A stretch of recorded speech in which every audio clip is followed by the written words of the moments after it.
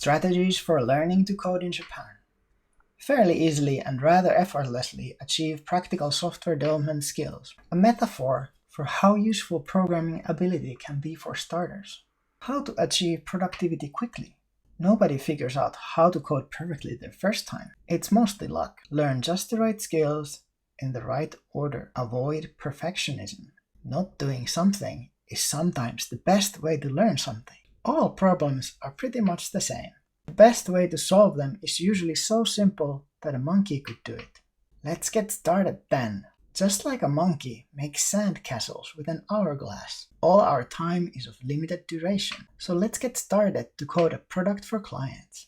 Software development is actually a bunch of often complicated problems, but that's not a big deal, is it? Looking smart is the social norm. Almost all developers feel the pressure, for whatever reason, to have the look of the competent coder, most likely due to peer pressure.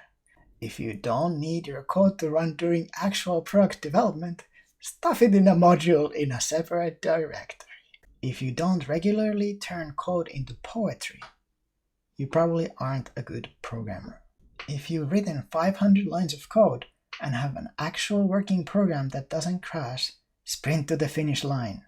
A happy ending to all of our code. So you built a program and it worked in like 10 minutes. All your code was beautiful. Why you should always code like it's your last day on Earth.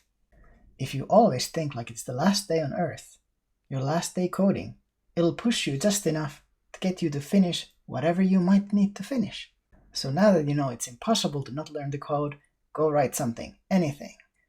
And when you finally do finish this nice feature, you should always make sure you drink the required amount of alcohol. But don't drink too much alcohol and end up like me. So basically, just go ahead before you wake up in a cold sweat from a scary dream about the future, coding less, eating those annoying squares of tofu.